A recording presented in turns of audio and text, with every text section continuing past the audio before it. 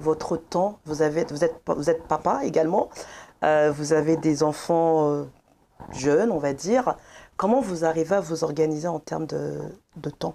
Bon, l'écriture, c'est un don. Exact. Voilà. On n'est pas écrivain, c'est des choses qu'on acquiert, Ouais. ou c'est des qualités qu'on avait et qui apparaissent au bout d'un moment de la vie. Et après, c'est pas tous les jours qu'on écrit. Et donc, on écrit en fonction de l'inspiration. Et mes livres que j'écris, et j'écris 3 types de livres. Les romans. Les romans, c'est la fiction. On fait évader à travers une histoire inspirée, mais souvent qui part des faits réels. Tout comme aussi des utopies, parce que le roman raconte des utopies.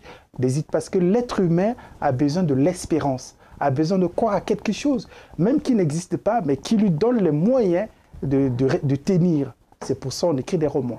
J'écris aussi, dans mes romans, à part la fiction, il y a aussi ce qu'on appelle des romans témoignages.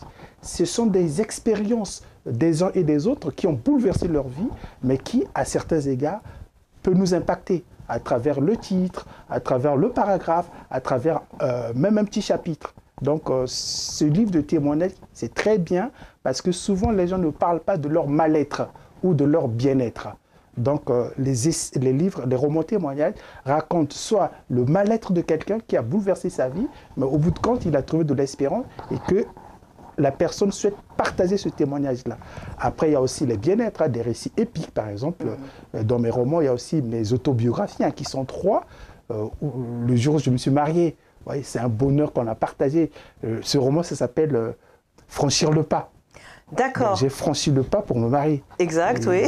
Il y a plus de 10 ans que je me suis marié, voilà, en 2013. D'accord. Mon premier roman, c'était ma rencontre avec l'autre jusqu'à ce qu'on se marie. Jusqu'au mariage. Donc, jusqu'à ce qu'on a franchi le pas. Exact. Parce que le mariage, c'est l'émancipation de la personne.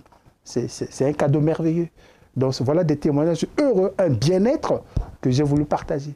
Après, il y a aussi un mal-être que j'ai partagé dans mon livre, à petit feu. C'est-à-dire le racisme que je vis ou que j'ai vécu dans ma propre famille. Ça existe aussi. Et là, c'est très dur, c'est encore très dur.